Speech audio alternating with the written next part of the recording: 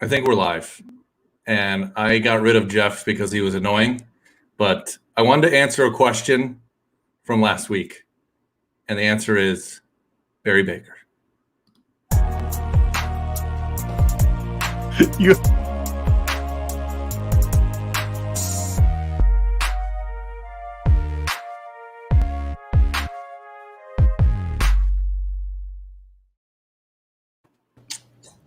You're a terrible person. I'm a terrible host. Yeah. We're live. And if you just joined us or didn't watch last week, the beginning won't make any sense. But it was a topic that wasn't answered, and it was dragged on for at least 16 minutes of everybody. It was answered. It was answered in the comments. It wasn't confirmed. It wasn't confirmed or denied. Oh, shit. Adam, that hold is on. correct. Adam, I'm sorry. I have to do this to you. I had a plan. I fucked up. I messed up. Our secret guest again? Yes. You may have noticed something. Blow it every week. You may have noticed something is different. We don't have Pete again. And no, Right. I'm glad to say you didn't have another pet die. Sorry, Pete. We're still mourning your dog. But we decided that with 4 people, there's just too much freaking babble, and nobody. I almost wore my Atari shirt. Nobody can listen. So we got a special guest. We talked about this last week. I got a Drake mustache, and That's good. just behind him, oddly enough. If Well, it was a secret, except it's in the title, and he was already in the pictures. So good setup, Derek. I had a good plan. I actually had like an idea for how to open this yeah. Babble shit. You're so professional with this. It's I was awesome. home early though. That's why. Sometimes I get home right at the last second. RC Babble, we're here again. This time we have a guest.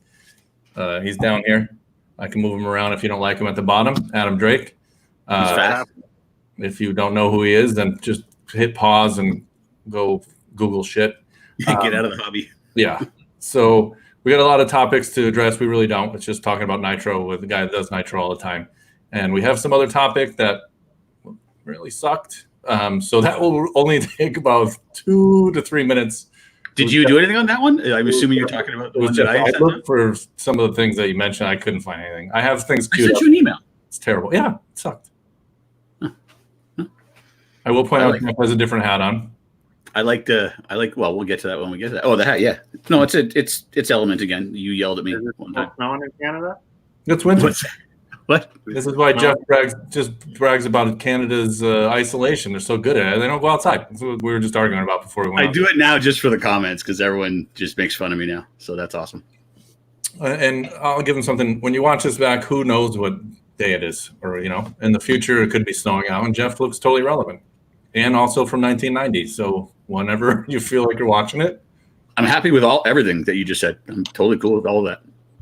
So we're going to talk about some Nitro stuff today since we don't really talk about it. And every time we talk about it, I get gangbanged into saying that Nitro isn't relevant anymore.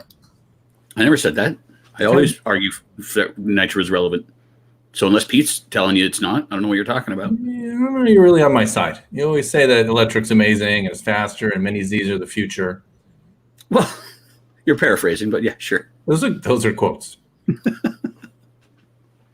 Hey, did you get his email? So we're talking about Nitro with Adam. Did I get his email? Nitro forever. I don't know if forever. You started in electric, right? Yeah, started in electric, but it's been pretty much Nitro. I mean, I still run like 8-scale electric and a little bit of 10-scale here and there, just mainly practicing and stuff. But for the most part, it's been full bore Nitro for, I don't know, probably close to 20 years. I actually met you at an electric race at the CRCRC, the indoor one. Yeah. 2000, 99, 2000, 2001? I don't remember. One of the indoor ones. Yeah, like The first one that you just choke smoke. years was nothing but electric. Well, funnily enough, I was writing for Velez, obviously, at the time, and we were still shooting on film. And I bought, by accident, all my film was black and white. I shot the entire race in black and white. And when I got home and processed it, I realized, and I don't think we even ran the race. Very I artistic. screwed it up. So you weren't an employee of that month. I don't think I was ever. I'm going to guess that you took so long to do the race that it was probably a year later. And Yeah. It was a year later. I found out it was black and white. Same story. Yeah. So we're back to talking about Nitro. And even though they're going to disagree with me now because Adam's here, they say electric is easier and more impressive, and I don't agree. But let's talk about racing a little bit since Adam's always racing. How different is racing right now in the terms of cooties? I mean, for a while there was a couple months where we weren't able to race at all. We weren't even able to go to the tracks and practice. We were able to sneak out to some like private tracks, and you posted it on Facebook. We knew where you were. Yeah. So we were able to sneak out a little bit, but for the most part, people, they weren't able to go to the local tracks and club race or practice, and big races were shut down. But that's all kind of opened back up. And I don't know, maybe the last month or so, like we had a JBRL a month ago in Brentwood, California, and turnout was good. It was like a little over 200 entries. Last weekend, just this past Saturday, we had 235 at Thunder Alley for JBRL. And back east at LCRC in Pennsylvania, they had 310 for just a one-day race that they had, the Flashpoint race.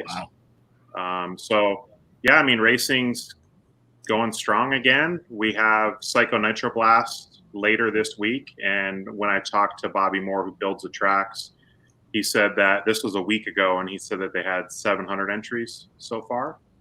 So obviously, I'm sure not everyone's paid. There's also probably a lot of people that haven't signed up yet. So that race typically has between 700 and 900 entries. So That's I'm sure nuts. it'll be big again this year. Yeah, that's crazy. What? So many people might not know, and I'm not sure if anybody is watching that has Nitro, but you also started a new business. You're breaking in Nitro engines for people, restoring. You're like what are the two old guys that go around finding old engines and parts and antique roadshow or some crap? It's not that. I know. I'm an idiot.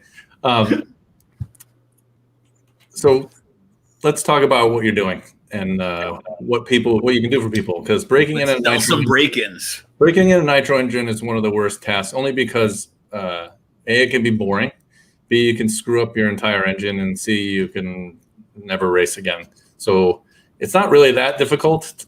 Be real, I think I ever really broken an engine right, and it still ran. But I think it's like the scariest thing for someone who's new to Nitro.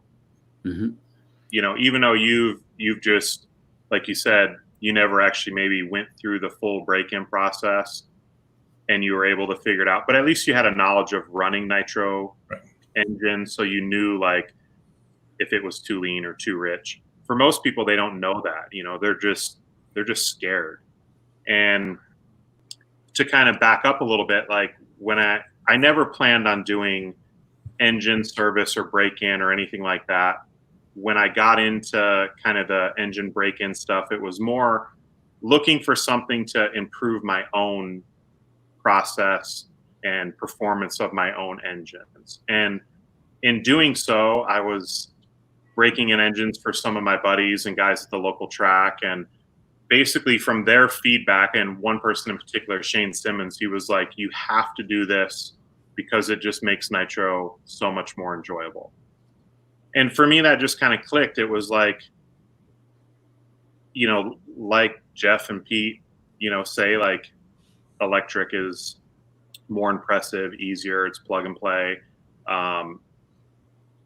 Again, Nitro is, people fear it. They're scared of it. So I figured that if I could do something that would help bring new people into Nitro, or even people who are experienced, to make it easier and more enjoyable. Because let's face it, nowadays, like everyone's short on time. We're busy with working or families, and you just want to go to the track and run. So with breaking in the engines, using the oil bath machines, it just makes it a lot easier. You can throw the engine on the track right out of the gate, start running it a little bit conservative, but it's still a really enjoyable day and experience right out of the gate.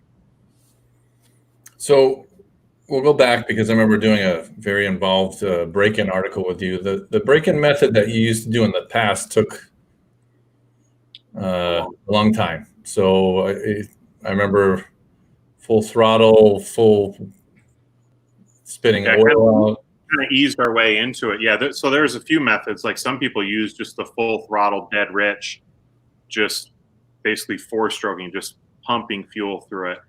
My traditional break-in method was more of like easing your way into it, starting out with only using 8th throttle, then quarter throttle, then half throttle. And it was a pretty long process. And again, most people don't have patience for that.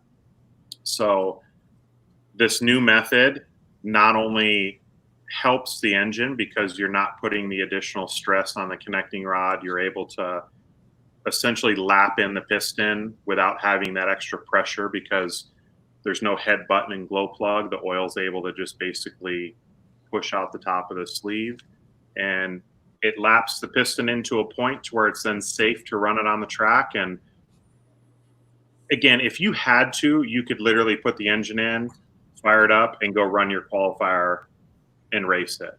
I still take time. I still kind of ease my way into it, but right out of the gate, it's enjoyable. Like bottom to mid-range is really crisp, still do all the jumps. It's just a little bit conservative with the high-speed needle, the first couple tanks, and from there you're able to pretty much go the race tune within a few tanks.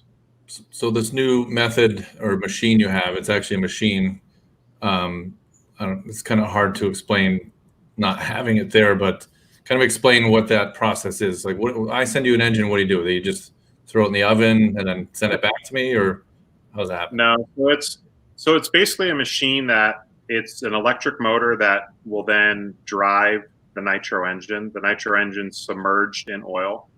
The oil's then heated up to where everything is fully saturated with heat, submerged in oil, and then the electric motor drives the Nitro engine and laps the piston in. Is kind of just like the simple, or I guess brief description of how it works.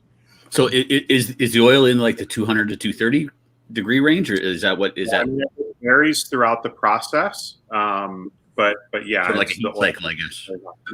Yeah. The process. I mean, these machines, they're not super easy to acquire, but they are. Anyone can pretty much get them. It's just a matter of how long you want to wait to get a machine. Right. So, but it's like with anything, like I could go buy a CNC machine if I had the money, but that doesn't make me a machinist. So, yeah, right, of course, sure. Plus, who's really going to do it for like $3 or $4 grand to break in your own engine? You know what I mean? Yeah. That's the other thing. I mean, I think people think like, oh, I'm going to buy one of these machines and I'm going to start breaking in everyone's engine at the track, and they don't realize that, most people are charging between $50, $60 to break in an engine. Well, if you screw up one guy's $500 OS engine, you got to break in 10 perfect to break even on the one you screwed up. So it's something that I think people want to tinker with and they want to do. But then when you kind of look at the big picture, it's like, is it really worth it? Like for me, it's not worth it if you have one machine. You're not going to be able to really break in that many engines. You have to have a number of machines and kind of a process down to where you can make it, worth your time. How long does it take to break in one engine, so everybody kind of knows how long we're talking about? It depends on the engine. Like a lot of guys who do it, they just kind of set a timer and they run it for X amount of time. For me, everything is a bit more calculated. I basically lap the piston in, like I mentioned earlier, until it's to a point where I feel it's safe to start running it. So I run it into a certain measurement, which normally that process will take at least 12 hours. In some cases with like Novorossi engines, it could be 28 to 30 hours. Wow. To do it to where it's to my standard, and I think it's right. A lot of guys, they'll run it 2-3 hours and go, it's good to go. But if that's the case, you might as well just do the traditional break-in. Right. I'm gonna say this with a helmet on. How much do you charge to break in a Novorossi? Like, yeah, because $60 is not enough. $70,000, $80,000? No, it's just a standard. It's $50. I don't charge different depending on the time.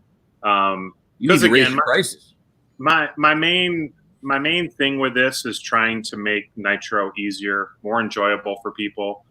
And I feel that long term, it's going to do good things for us. It's gonna help grow our business. I don't think that it's something that I need to like, oh, I've got to cash in on every break in. I feel like if people have a good experience, then when they need their bearings replaced, or they need a piston sleeve resized, or they need to buy a new engine, maybe they'll come to us and we'll get the sale there. So first and foremost, I'm doing this to try to improve people's experience and make Nitro easier so that we don't have more guys switch into brushless and micro.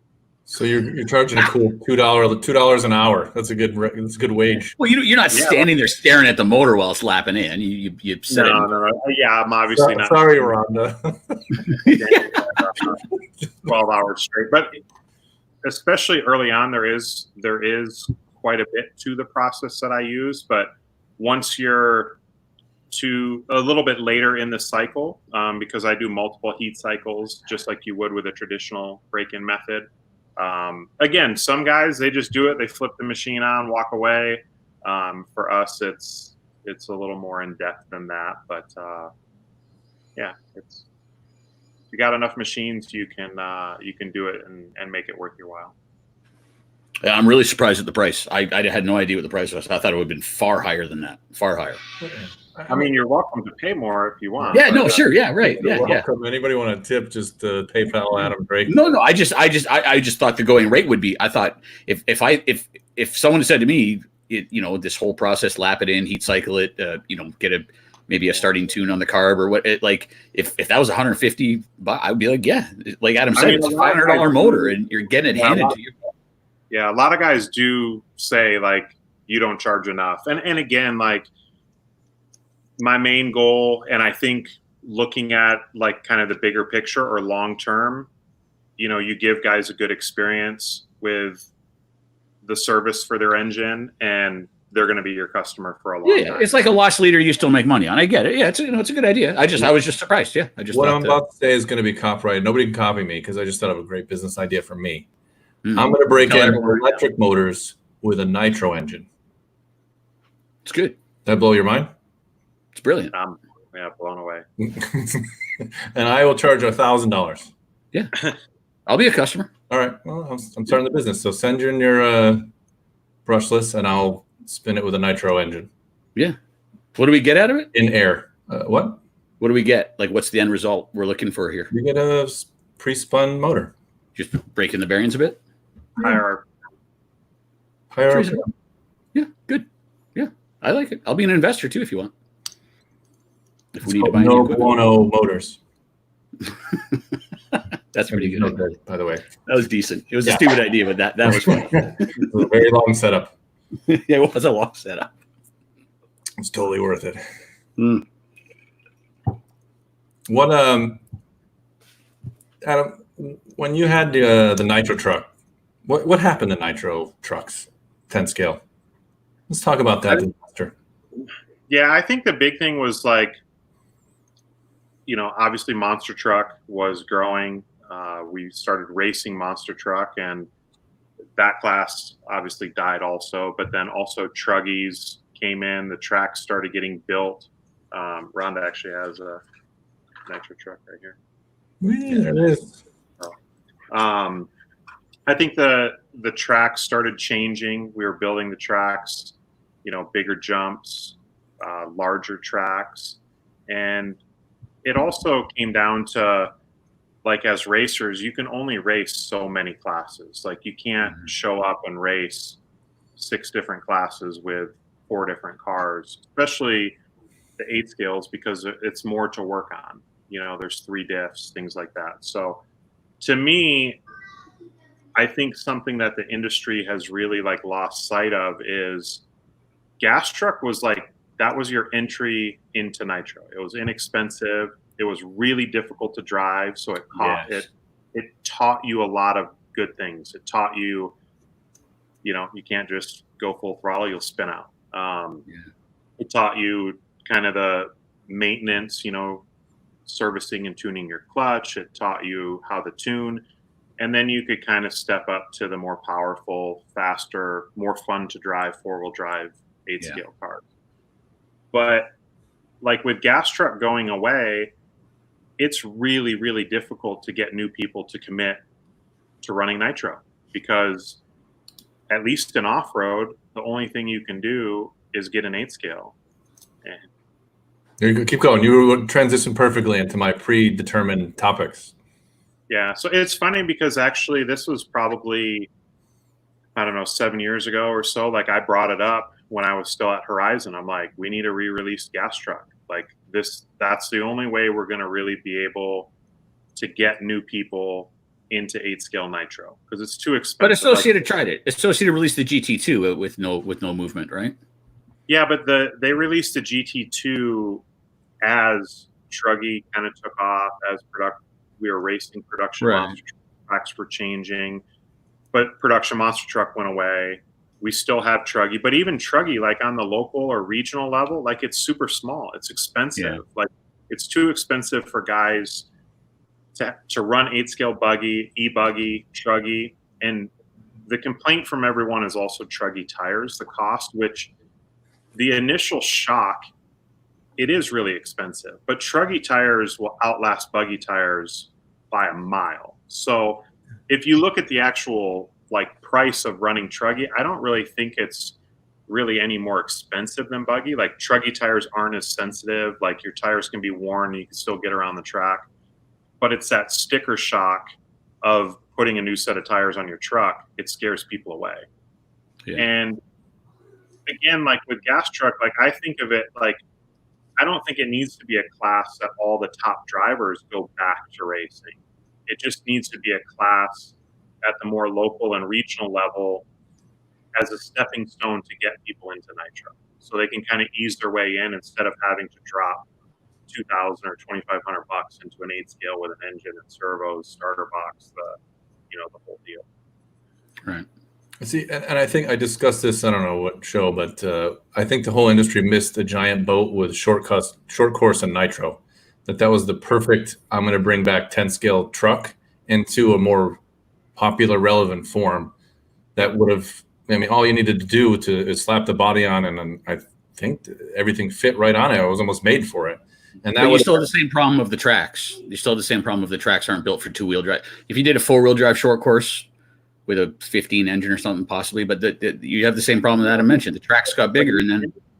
But anything 4-wheel drive, like 4-wheel drive short course, again, like the cost is going to be almost an 8 scale. It's 3 diffs, right. Drive shafts. 2-wheel drive is kind of the thing that makes it less expensive. It's not even so much the scale. Like if you make suspension arms longer, it's like pennies more. It's not. Right. Yeah. But when you add 2 extra diffs, 4 extra drive shafts, that's where the additional cost comes in. Yeah, I just don't know how many guys would run 2-wheel on the tracks the way they are, and how. I mean, back in the day.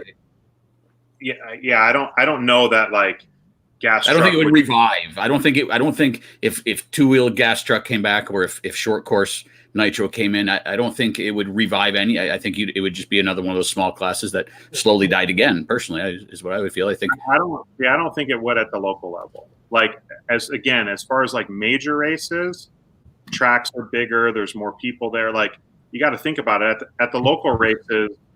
They don't have 400 entries. They don't have. Over here. Normally the tracks aren't as big. Like usually at the smaller, you're struggling just to get entries. And not only that, you go to the local tracks where they run 8 scale, and there's like no kids or very few kids, and it's because it's too expensive. It's like 8 scale is like that's dad's toy. I think if you had a bunch of those dads that had gas trucks for their kids, it would almost kind of force some of the tracks to maybe rethink how the jumps are built and things like that. Again, not for the major races. Like the major races, 8 scale, buggy and truggy, that's the focus. Those are the classes. But I just wish locally and regionally we could have something that would kind of bring more people into Nitro. Right. So that's what I'm saying. We're looking at it as plopping that onto a current race format with these tracks that are, huge at this point. But a smaller car would allow more tracks to open that don't have to cater to a quarter-acre track or whatever size. I don't even know what that means. A football field, where we have these giant 8-scale complex tracks. You can kind of go back to more of a 10-scale size and then have electric and nitro outdoor like they used to be a little bit, for me. And the nice thing with the smaller track is it's easier to maintain. It's less people required to turn marshal. It's not as hard on the equipment. Yeah, when there's maintenance on the track, like just everything about it makes it a bit more efficient and easy for, again, like more local level race. We have to remember though. We every time we get in one of these type discussions, we tend to forget the you don't get to manufacturers and tracks don't decide what to push. The market decides where the demand is. The market decides what they want to run. The track doesn't say, "Hey, look, I'm going to start doing 10-scale truck. Everyone come out and race it." The customer has to. But if the manufacturers don't have the vehicles, no, I agree with that. I agree with that. But if if one manufacturer were to make, like Lowe's were to release one, and then maybe Associate, like to get everyone to, this isn't a thing where everyone can do a backroom deal. Like, hey, let's get this class going again, and here's how we do it. This is some of the problem with RC is we don't try to think of something as a group. It's like I'm going to create the one class by myself, and then hopefully nobody else does it, and I sell 1 million of them. Yeah, and I'm not implying that nobody should try and revive any of the weakened classes or the nitro in general or whatever. Of course, you need to have these conversations, but this idea that we could be like, let's bring this back and here's how to do it, make the jumps smaller, and then it does. That's not how markets work. Well, I'm going to use the Slash again. That didn't start off as a race vehicle, and it created a segment that. But we are talking about a specific race vehicle, and But I'm just saying how you can bring gas truck back. It had a chance of a vehicle that was already designed there. You just need to slap a body on it, which Associated did. It just was alone, and in the circuit in that instance, of course, it doesn't make any sense. You're not going to go to an 8-scale track with it. There's no one else to race with. You needed another Associated car, but hey, there was plenty of short course cars that didn't go on a racetrack that people just play with. And the same, sure.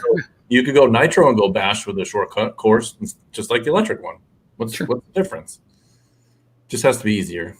So you had to have your engine broken in by Adam, and then there we go. That's what it's breaking every ready to run on Earth now. So you better get another machine because you're going to break in all the nitro ready to runs, which are about 2 at this point. All the Taiwanese engines. Yeah, there's 2 of them left. Those don't require break-in. Yeah, what's that? The Taiwanese don't require break-in. Right, they're loose inside already. And I'm not knocking Novorossi or all the old engine brands that I remember trying to break in that you needed a hair dryer in the summer to kick over. Why doesn't everybody just buy an OS because it runs as soon as you start? Well, don't kid yourself. An OS has a major pinch as well.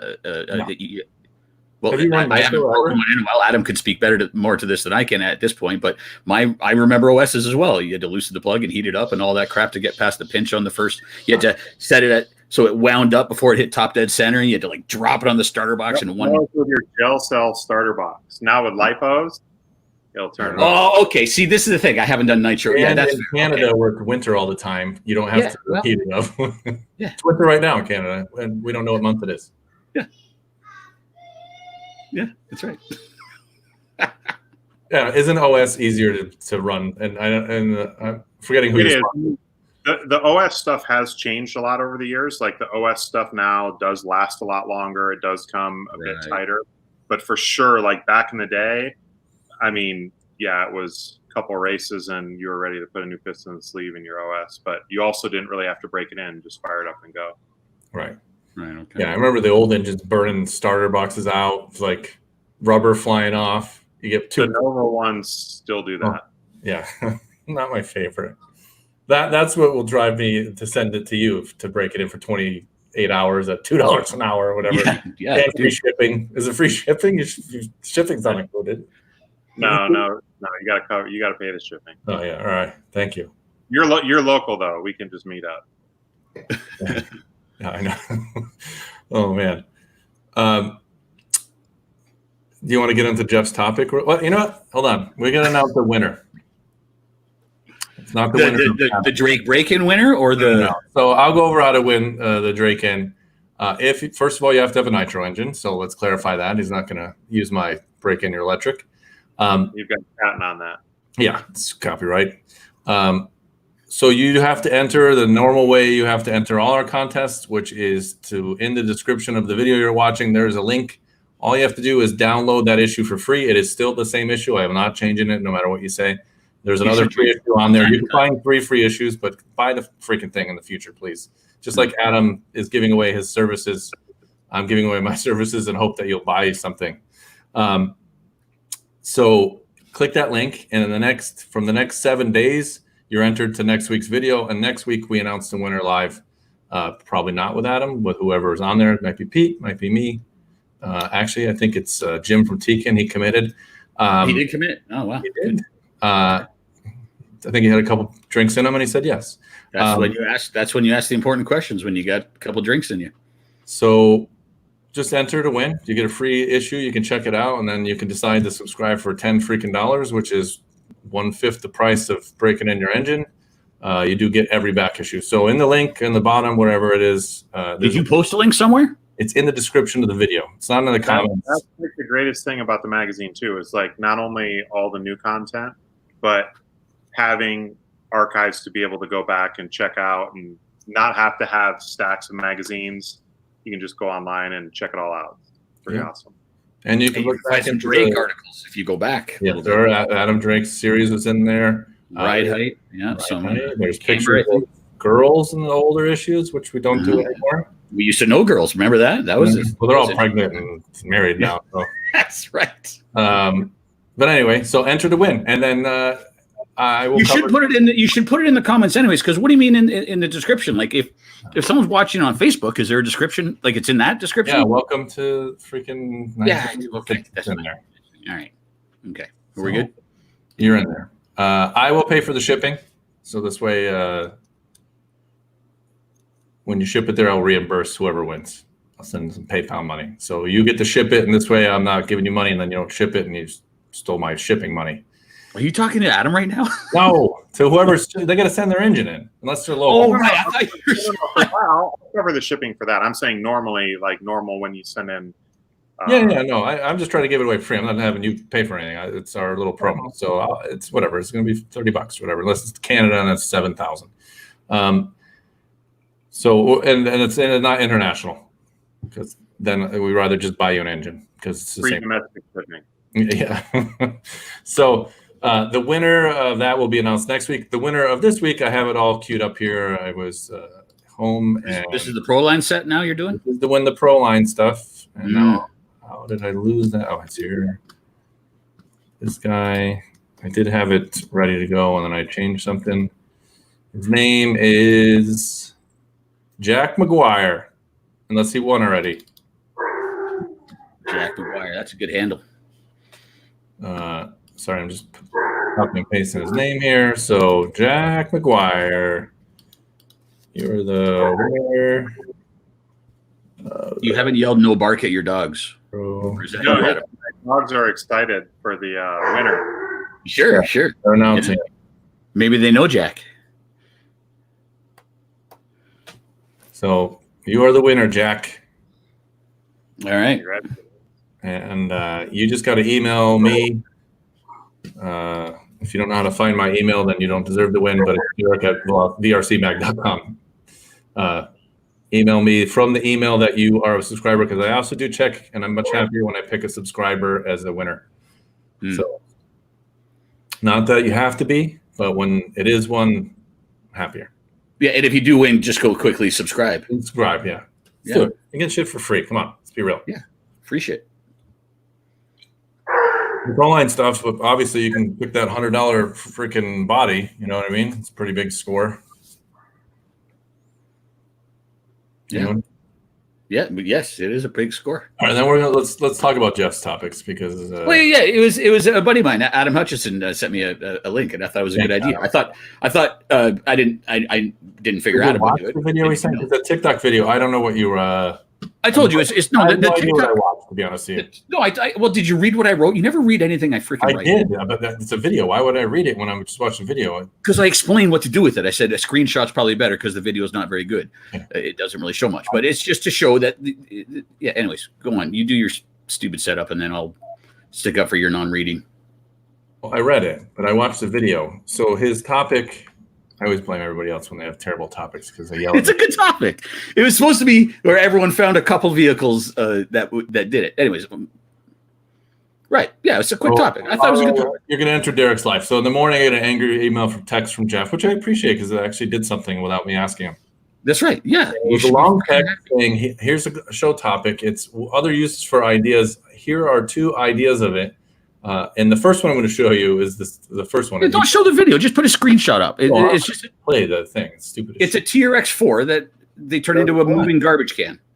Is that what it was? Because it never said it. TikTok video, which is first of all, that's what I'm telling you. It's a TRX4 that someone 3D printed a bunch of stuff, put on like some drill batteries, and it has a bin on it, and the guy walks the beaches and cleans up garbage. It's not about the video. It's this guy made a use for it. The video I sent, the X-Max, is I think a little more impressive with the utility of it for the average guy or the coolness factor. But it was just supposed to be what other things do people like? Do you have a cooler on the back and bring the beer to you when you don't want to get up? Like it was supposed to be Adam brought up another example when he sent it to me, the snowplow thing. Yeah, this one's neat. I'm going to make an 8-scale car version of this that I'm actually going to use on my tiny plot of land in front of my house. This thing's freaking awesome. Are you kidding me? I want this right now. Why is there no audio? I don't know. Is there audio? Yeah. Yeah, it's a lawnmower. The guy stuck 2 motors on and he's cutting the grass. Well, he's probably drunk and happy. I think it's brilliant. I love it. He's from Canada, right? What's that? This guy's from Canada, right? I don't know the guy. He probably is because all the redneck cool stuff is probably from Canada. So I tend to agree with you, but I don't know. No, this is probably an American. He's probably going to shoot it soon. Is this not amazing? If all dimensionally it works out, I'm going to do it to an old electric 8-scale buggy I have and actually cut my grass that way. I think that'd be fun. I only have a very tiny chunk of grass at my house, so it's maybe 20 by 20 at best, not even 15 by 15. So I'm not trying to knock that guy. That was terrible. I'm sorry. I watched that and I laughed only because that was what made you happy. I'm never going to do any work for the show ever again. Angry text that preceded that. I really want to show the TikTok video, so I'm gonna get that one out because it's the worst thing I've ever seen. Read my angry text. What did I say? You talking about how I said we should just cancel the show forever? That was in there. Yeah. Other uses. Here, I'm going to read this. I'm going to read it. It's like public speaking. Other uses for RC. One of our viewers sent a video of a converted TRX4 to clean up beaches in Texas. I have a Lawnmower X-Max lawnmower video. I'll email video links. You guys come up with your other uses and other topics. I'm literally doing 1,000 push-ups right now on your mom. Or let's cancel the show forever. I submit the vote for that one. So, first of all, the TikTok video the guy's cleaning beaches. It just has 3D printed flip-flop holder and a bin. Yeah, again, it wasn't about the specifics of that guy's build. It was more what are people doing with RC outside of bashing or going to the racetrack? It's a good idea. If you had done your freaking work and found a snowplow or something, or I did some Nitro nose trimmer. Remember that? Did you ever see that Nitro Dremel that someone made? It's like a 30-minute video on YouTube. The guy's like machining all the parts. It's pretty awesome. Yeah, that's awesome. I mean, again, the TikTok video is not that amazing, but just showing that 5-gallon bucket. Stop playing the video. It's terrible. He's just talking through it, speaking till he has and shit. Frame, holding the bucket in place. Hey, it's a good idea. Yeah, I'd rather not carry the garbage bag. I'd rather drive the garbage bag. All right, I gotta stop this because I told you not to show the video. I told you to get a screenshot. Nowhere in that video did it say I'm cleaning up beaches or show it. No, my buddy Adam told me that. He's the one that said it. He might have knows more about Does every idiot on TikTok have to put dramatic theme music to every effing thing they do? I don't even know what TikTok is. That's the first time I've ever been on TikTok. I just followed the link. What is TikTok?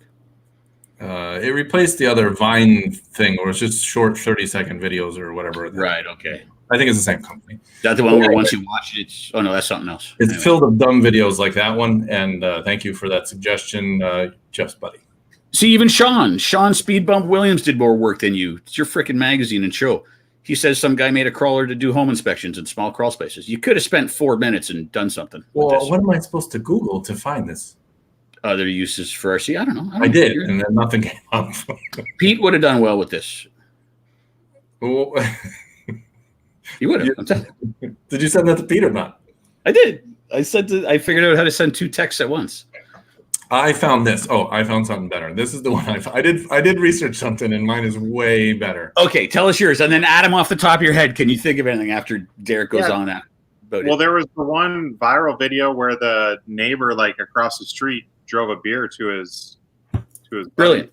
There you go. See, Derek, why couldn't you come up with that? Adam didn't even get a heads up on this one. A beach cleaner or a weed eater max.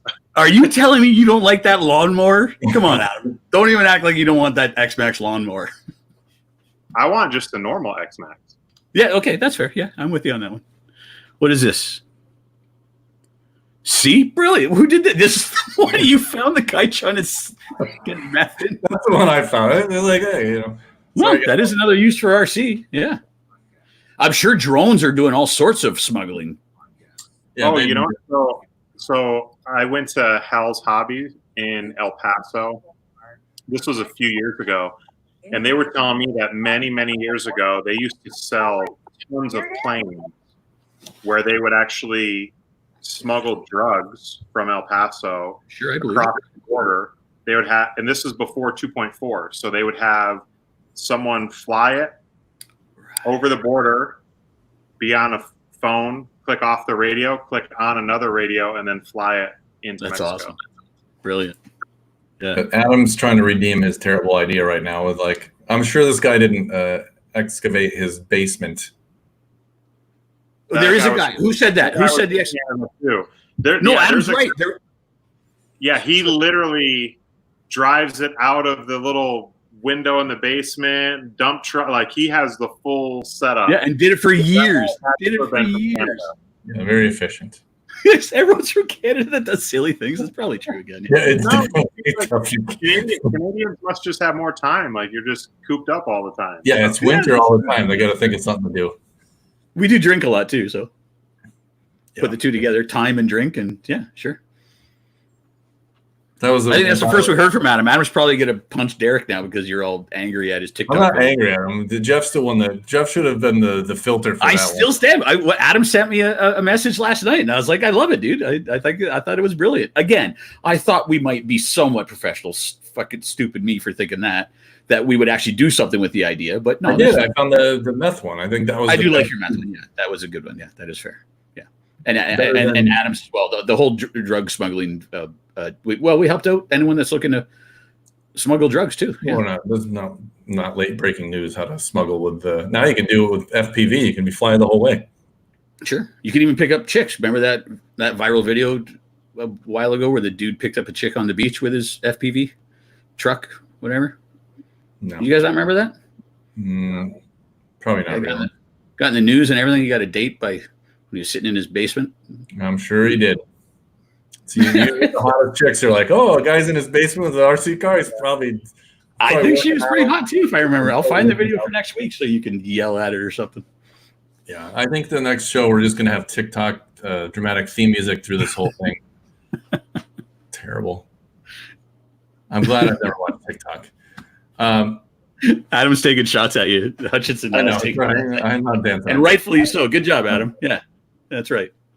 So we're going to do a quick recap. You can win a free Drake in. You get Draked in. You may Drake you. Are you using that, Adam, or is that did Derek write that? Are you using Drake in? Yeah. It's his that is your because it's brilliant. Whoever did that originally. Hashtag. That was actually from Casey Peck. Yeah, I had posted some stuff about breaking in engines or whatever, and he was like hashtag Drake in. Yeah, I love it. That's kind of stuff. Yeah, I love it. Brilliant. Jeff's really on the internet. He hasn't seen that. Yeah. He's got the TikTok stupid video of somebody putting flip-flop holders on a dumpster, but that hasn't heard of Drake in. So you can win your engine Draked in. The rules are you have to have an engine. You have to download the free issue to enter. Next week we'll pick a winner. You don't have to pay for shipping. If you live in another country, sorry, you don't get anything. Sorry. I'll send you $5 on PayPal. U.S. and Canada, though. U.S. and Canada. Yeah. Our last winner was Canada. It's still expensive. But because most of our viewers are Canadian because Canadians rule. They're bored. But I appreciate Canadians. Anybody that's in Canada, I don't know if you know my friend Jeff, that's my standard Canadian joke. Yeah. To anybody that I meet that's Canadian. And sometimes you said often they would. Yeah, you wouldn't even say my last name. You just said, "Do you know Jeff?" So I think half the population's named Jeff. Yeah, maybe. Jeff. It's a good name. I'm not clicking on any of your weird links, Rob. Rob's a good guy. That's probably not anything malicious. I know, but there's nothing malicious on YouTube. Who knows what I'm going to put up there? I'm trying. Unless I watch it first, I ain't putting it. Can I click on it? It's like when I invited the whole group to the video. Remember? Yeah. Well, Rob's the one that tried to join. You should have let him in. He's a badass dude. Smart enough to know that was an invite. So do that. The dude that won, whatever your name is, I'll email you. But I guess I'll email. That's it. He doesn't have to email me back. Stop talking about that. Yeah, we called it or move on. We got all the prizes. Are you calling the Proline prize right now? I already did that. Or that was the Proline prize. Oh, that's right. We're doing the Drake in next week prize. Okay. Show's right. Going. It's going to hell. 13 episodes every week. Every week. Alzheimer's. And he finally knows the guy that you're supposed to email, Jeff. Just recapping everybody's. I know. Yeah. Yeah, RC Master. I did get your email. It was very long. And we warned it was in my spam folder. No, he wrote an AC mail. He's doing a donation thing for I forget which group or whatever. But yeah, I'll get back to you. So thanks for the donation. You're not going to get it. I'll help you out with that, or I'll donate to your donation. I have a donation program too. I have never gotten anything. It's just it was the longest email I've ever received in the history of my life. So it's taken me a bit to get through it. But yeah, I'll get back to you. Master, and I will participate for sure. And I appreciate your kindness. Don't forget to buy the magazines. $10 for the year. You get all the back issues. You can look at all the articles that Adam did, the 6 issues that Jeff did. Adam did some great articles. So the ride height one was one of the simpler ones, but a brilliant amount of information in it. Yeah. Well, it's crazy because like a lot of people with like the videos or articles that I've done over the years, like obviously some of the other like serious racers will be like, like what's your next dumb video or dumb thing going to be? You're not making it for them. Well, exactly. It's not made for them. And it's also like if you're new to RC and someone goes, hey, what's your ride height? Yeah. The most important thing on the planet. What the hell is ride height? Like, right. I mean, most people don't even know what it is. So for me, like the videos and articles and things like that, it's more for the masses. It's more for, helping people who don't know. Like, I'm not going to do many like write-ups or articles to like make Mayfield better. Like, right. Like slow down. So, yeah, I think people kind of miss the point sometimes of the articles or videos or things like that. Yeah, there's 100 pro drivers and 50,000 other. Even if you're mildly into the hobby, eventually you're a know-it-all, like we all are. And you got to realize. Well, you'd be surprised, but yeah, right. Well, I know they're not know-it-alls. I'm being nice. Yeah. So they pretend they know everything, and it's like everybody's got their own theory. And hey, here's a good one. Well, who's the one RC driver you'd like to fight? I almost fought Mayfield once. What's that? I almost fought Mayfield once in Coeur d'Alene, Idaho at the Manufacturers Cup. We actually came off the driver's stand in the main, and it was. I mean, we're like obviously good buddies now, but at the time it was a little bit heated. But I don't know. A hack move or like an aggressive move on the track, or so. This race was super cool. Like it was that's the best race. That's two years in that race are the best race I've never went, but the pictures were amazing. They had a crowd watching our. Oh, the Manufacturers Cup, is that what you said? Yeah. Yeah. Had spectators had like a event like magazine basically to where you could meet the drivers, like had a meet and greet when all the people were coming in to go into the stands to where we could kind of have a meet and greet with them, sign the little pamphlet that they had with all of us. And super, super awesome event. They did driver introduction to where when they were calling out your sponsors, you basically left pit lane and you did a full lap as they're introducing you and saying some of your accomplishments. Just really unbelievable race. And there was also a lot on the line. Like you could win a Honda 450 if you won the buggy class. You could win a four-wheeler if you won Truggy. And we took off, started the main. We're literally like the first turn in, and Mayfield gets into me. I get sent off the track. It's shorter races because obviously you want to try to keep the attention of the spectators. So I'm like, my race is over. So I just kind of rode around until he came around to lap me. This doesn't seem like you. And I didn't really say anything on the driver's stand, just kind of rode around, let him go by. He ends up crashing at the end of the straightaway, and he's up against a hay bale. I literally never lifted. Went through his car, basically buried him into the hay bale. And then he kind of lost it, and we kind of talked a little bit back and forth on the stand. Next thing you know, the race is going on, and we came down off the stand. He threw his radio. He pushed me. People broke it up, and that was it. That's awesome. RC, we all want to pretend to be pretty tough, but when it comes down to it, of course, right. Bunch of NASCAR. They just fight in the pit lane for a show. Who was that? Matty Matt? Who was that? His race, the Manufacturers Cup? Is that? Am I getting the name right? Or did it change eventually?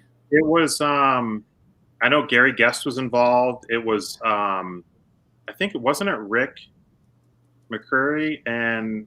Did it change? Because I thought it was a guy named Matt that originally started that. Would have been, yeah. There was somebody else involved. I think his name was Matty Matt. I hung out with him. I partied with him in Vegas one night. I'm pretty sure it was his race for at least a little bit. Maybe not. I don't know. That was the best race in RC, and I don't know how that died either. I think everybody tried to be in control of it, and then it died. It's the one race that the whole industry should have supported. I mean, there was a few thousand people in the stands. It's the craziest thing I've ever seen to watch a toy cars. And some people paid to watch. I'm like, what the hell something's wrong. It's like a fake even when you were there for the race, you're in your rental car driving around. It's even the local radio stations are advertising it. It was unbelievable. Yeah. Yeah. Good marketing they did on that one. Yeah. And not enough because it went away. But that's true. I was more leading to Adam because I don't know what I know why he does it, but JQ always trolls Adam the hardest I've ever seen in my life. He has the biggest crush on me. I know. I think he wants to bang you. I assume you guys were just real actual friends in real life. I mean, even now, I guess we are. There was a while where literally, for 2 years, he would walk by me and say hi, and I just literally would ignore him because it just got to the point where I'm like, look, dude, I'm done playing your games. We're not buddies joke and talk shit back and forth with one another, but when you just talk shit about me, that's not what buddies do, So it's funny because Keenan always hit me up and he was like, man, you need to really just talk it out with Joseph. And I was like, what's there to talk about? There's one dude who talks shit about another dude, and that other dude never says anything. I'm like, it's pretty simple. If he stops talking shit, it just would go back to normal, So Joseph, what's that? I said I just wound you up. No, I want to hear the story. I know both JQ and Adam, so I'd like to know the story. Yeah. No, we're cool now. Everything's fine, but it's eventually Joseph kind of pulled me aside and he's like, hey man, I want to apologize. I was just kind of joking. And I basically mentioned that to him. I said, look, talking shit with someone is it goes back and forth. Yeah, but when you do a Facebook Live where you're the only one that can have a voice, there's no, it wasn't a Facebook Live with the two of us talking shit. No. It was you created a platform to talk shit about one person. That's where you're talking shit about someone, not with someone. Yeah, that's true. And I was like, you also brought in and talk shit about my wife. I'm like, that's where you draw the line. You would never come say those things to me, but you'll say it and you have your buddies or whatever, chiming in. And at the end of the day, I was just kind of I don't give a shit. You can say what you want about me. If you don't like me, that's fine. I don't know what I did, but whatever. But I think ultimately, for Joseph, and I'm not saying this to try to talk shit, but when you look at the ways he tries to get attention, whether it's political stuff, racial stuff, different drivers, it's the only way for him to truly get attention towards his brand. if it was purely just here's my car, here's how it performs, here's our results, no one would pay attention. Like, Right. and again, like that sounds kind of harsh or whatever, but that's reality. Like he would basically, or his brand would be invisible without bringing in all these other things and, talking about the Testmans and their religion and like taking good people and trying to like talk bad about them. It gets people fired up. Just like with me, like I've done it a long time. I've tried to help a lot of people. So a lot of people have my back. So then he targeted me for a while. And again, his thing was he thought he was trying to be funny and that's cool. Whatever. He explained it to me and I'm all good with it. But, it's that Finnish humor. It's legendary. Yeah. But again, like have that. I enjoy a lot of his humor, to be honest with you. I'm not saying I enjoyed it. No, he did it exactly. Drake all the time. He picked on Adam because Adam's one of the more likable people, and so yeah. An opposite opinion of someone. It's a way of saying, well, what is this guy talking about? What's the real story? And he does it with everything, and it's very obvious that it's an attention getting thing, smart in a way. But you got it's worked for him so far. Right? You got to ease up on the shit because you are still in the same industry, and when you burn people, you don't know where you're going to end up. It's so dumb to do at some point. You know what I mean? Like, why burn a bridge? It's not even needed to be burned. It's not even a. Well, of course, yeah, right, sure. No reason, But I mean, I get what he was coming from, but So, like I said, I never asked you, Adam, and I never asked Joseph. I just assumed that you guys were. I assumed that it was what you said it wasn't, where it was a back and forth. We were pretty good friends at one point. And then again, there was a couple of years where I just was kind of like, okay, it was funny for a little while. It's not funny anymore. Right. So I just kind of stopped. And then, I mean, we're cool now. Everything's fine. I mean, obviously deep down, I kind of know how he is, but at the end of the day, he would probably never admit it, but I know he has a lot of respect for me. Like I have a lot of respect for what he's done. Like I think it's awesome that he's chasing his dream. He's doing everything he can to have his own car brand. He's had his brand for a long time. The way he's gone about doing it, isn't how I would do it, but it's also not my company. Right. So anyway. Yeah, interesting. That's good. Yeah. Barry Baker. So, that was pissing everybody off. What was pissing everyone off? That they didn't know? I'm just throwing Barry Baker off. It was only pissing you off. That pissed me off. I might have to get his address. Who, Barry's? Yeah. Why? Send him an award. Honestly, you shouldn't have said anything, and you should have said, "Do you still have it?" Yeah, I think Baker's a changed man too. He's got a lady now, and he's happy. I think he's probably a whole different guy. I saw him a few weeks ago at the track. Yeah, Barry's all right. I love Barry. Yeah, he was definitely a big baby at the track, but Barry's okay. But you know what? You know what I like about him? I saw him. So go ahead, Adam. What's that? Yeah, he's just super passionate. He's obviously an incredible racer. But yeah, he's super passionate, and sometimes back in the day, he mellowed out a lot. He owns it too, though. I saw him at one of the Canadian races. I used to see him in Cleveland and races like that all the time. But he came to one of our Canadian races, and he owns it. He as soon as I walked up to him, he had just had one of those events where he like broke his hand and smashed his radio or whatever, and he was like, "Hey, dude," he told me the whole story, and he's like, "I'm an idiot," and like he owns it too. Like listen, he's fine. He doesn't seem as approachable at first because he's a somewhat aggressive guy, but once you get to know the guy, and I used to remember this when Kinwell would say he's a good guy and Tosselini would say he's a good guy, and I was like, he's kind of a dick. No, he's not. Yeah, he's a good guy. I like Barry. It's difficult. Like, I mean, in RC, there's very few guys that aren't good guys, but on the surface, it's difficult because, people will be at a race and they'll be like, oh man, Mayfield's an asshole or Adam looks intimidating or whatever. But I think I've never heard that one. I've never heard Adam looks intimidating. You're the most approachable guy ever. Yeah. I think people, like, I've heard it a number of times where I think people, it's like, I'm serious. I'm working. I'm like, you're at work. I'm thinking about the last run or the next run, or and I think that's where people forget sometimes. Like, they're there as their hobby to just have fun, hang out with their buddies, and drive their cars. And it obviously depends on the size of the race, but the more serious the race, the more serious the pro racer is going to be. So, Of course, but but at the end of the day, it's like there's very few guys that are not approachable or not fun to hang out with.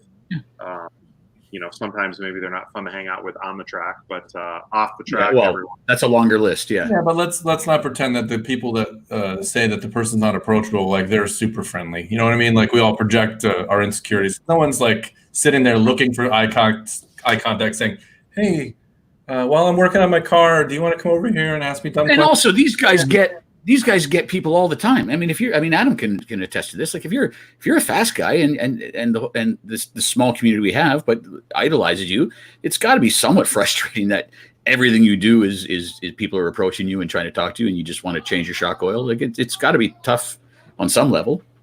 The celebrity that one might have. Good and the race is going smooth. It's like it's no problem, but you just went out and made the wrong change and had a shitty run and smash your freaking radio and break your hand. Barry Baker. Drove into Mayfield. Just murder him.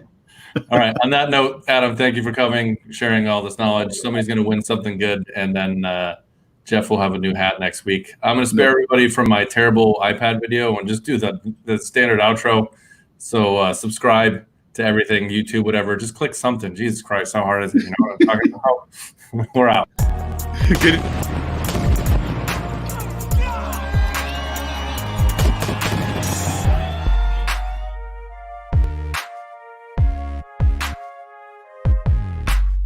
Barry Baker.